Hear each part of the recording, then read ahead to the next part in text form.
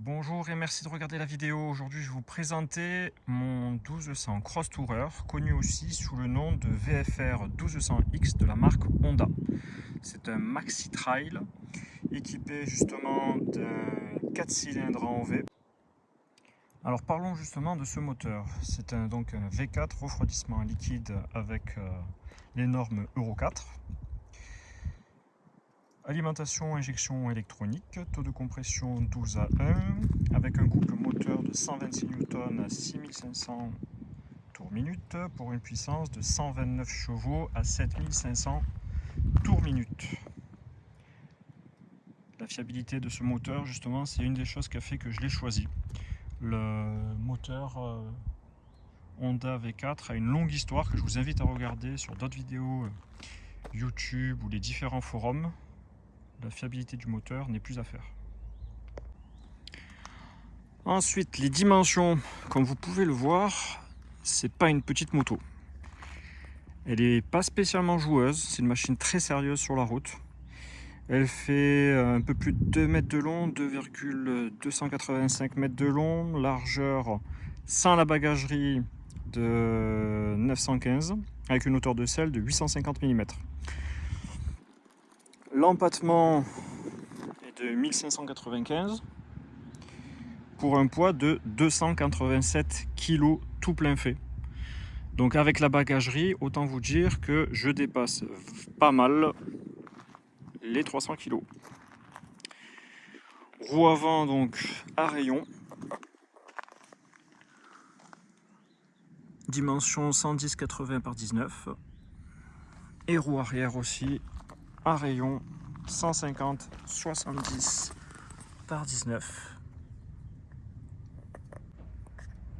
Passons à la transmission par arbre et cardan. Embrayage, là je suis sur une version à double embrayage, c'est la boîte DCT. Très confortable. J'en suis très content. La machine, je l'ai achetée principalement pour faire beaucoup de routes.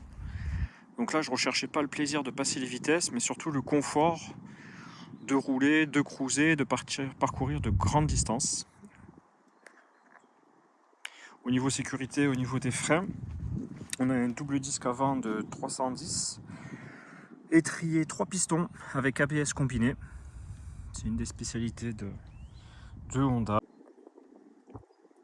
Frein à l'arrière de 270 pour l'étrier, 2 pistons ABS combiné aussi. En plus de ça, sur cette moto, elle est équipée d'un frein à main. À l'arrêt, il suffit de tirer. Et les deux freins s'activent aussi bien à l'arrière qu'à l'avant. Et il suffit d'appuyer sur le petit bouton en même temps. Et voilà. Il y a un petit bouton ici qui permet de déverrouiller le frein à main. C'est super pratique, hein. Vu le poids de la machine, quand on s'arrête, il y a un peu de pente, aussi bien en avant ou en arrière. Ça permet vraiment de la stabiliser. Je passe au cadre. C'est un cadre double poutre en aluminium qui vient de la VFR 1200. Un beau bébé. La fourche, une fourche inversée de 43 mm avec des réglages double détente et précharge sur la partie haute. Et vous pouvez voir que ma fourche est déjà légèrement aussi rabaissée. Car pour moi la machine était vraiment très haute. Donc en plus de la selle basse, j'ai pu faire rabaisser légèrement la fourche. La suspension arrière, elle, on voit, alors si je suis devant ça marche pas. Et voici le bouton de réglage de la précharge. C'est un mono amortisseur à gaz qui est réglable lui-même aussi. Nous avons aussi un gros réservoir de 21,5 litres. L'autonomie pour l'instant de ce que j'ai pu rouler en 3000 km, 350 km max plus ou moins avec le plein. On tourne à un peu plus de 6 litres au 100. Ça se comprend, hein. L'engin n'est pas petit, il n'est pas léger. Donc il faut bien que ça consomme un peu. Instrumentation assez simple, c'est ce que j'ai apprécié sur cette machine. Donc la console de bord, c'est un écran digital avec odomètre, heure, compteur, jauge d'essence, température, du moteur et de l'air. La consommation moyenne et instantanée. Malgré que ça l'instantané, je trouve que le réglage ou le fonctionnement est pas top.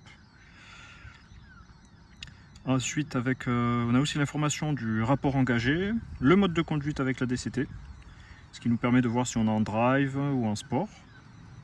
Et on a les différents boutons après de commande de défilement qu'on voit sur le côté. Donc là, depuis que j'ai fait le plein, j'ai fait 92 km et on peut voir que j'ai déjà perdu une barre. En moyenne, je perds une barre tous les 80 km. Ça va dépendre de la manière de conduire. Après, une fois que la machine a démarré, le neutre reste allumé. Si je tire le frein à main, on a le retour du frein à main qui s'allume. Et les voyants orange s'éteignent quand on fait à peu près 2-3 mètres en roulant. Hop, tout s'éteint et on peut prendre la route en sécurité. On s'est assuré que les voyants étaient opérationnels. Vous pouvez voir cette version, les commodos sont assez simples par rapport aux nouvelles versions qui sont sorties. Donc on voit bien le drive, neutre ou le sport, les différents modes, démarreur, pas d'embrayage. Et oui, ici on peut passer les vitesses du coup en haut, on passe le rapport supérieur et en bas on rétrograde avec la DCD, ce qui nous permet d'avoir comme ça les différents modes de conduite drive, sport ou de prendre la main sur les commandes et nous-mêmes choisir le klaxon. Il faut prendre l'habitude par rapport à d'autres motos. Effectivement, le klaxon et les clignotants sont inversés. Donc il y a des personnes, je sais, des collègues qui eux ont tendance à appuyer pour passer le clignotant et finalement ils klaxonnent. Moi j'ai pas eu ce problème. Je me suis vite adapté à la machine, mais je sais que il y a certains qui rencontrent ce problème. Un petit confort supplémentaire, donc elle est équipée des crash bars. J'ai fait rajouter les optiques supplémentaires anti-brouillard. J'ai fait rajouter la bagagerie, c'est les shades. Je ferai une vidéo dédiée à ça si ça vous intéresse. Je les trouve très intéressantes en fait, aussi bien les valises que le top case, ils ont des volumes très intéressants.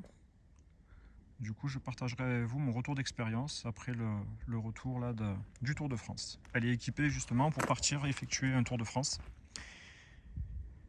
Elle est prête, j'ai fait changer les pneus récemment, donc hier pour être plus exact. Donc là on est sur des pneumatiques Michelin Anakin Sport Aventure, pardon, juste Aventure et pas Sport. Je vous remercie d'avoir regardé la vidéo. Je vous ferai bientôt un retour d'expérience sur les pneumatiques et l'utilisation donc des valises Shad et le top case Shad sur les longues distances. Et sur un retour d'expérience après à peu près 6000 km normalement qui est prévu pour faire le Tour de France.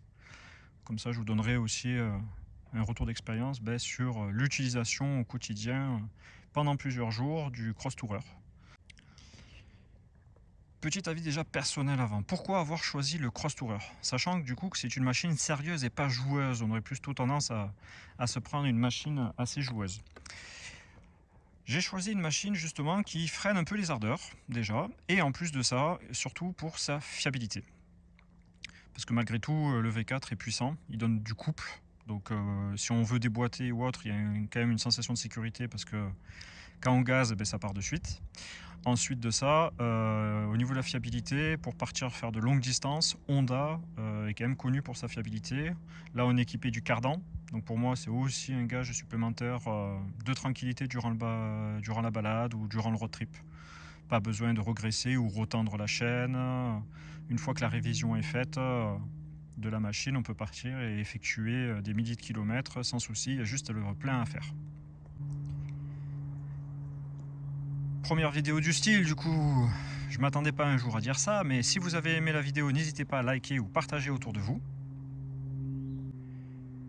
Et n'hésitez pas à laisser un commentaire si vous-même vous êtes utilisateur d'un cross tourer.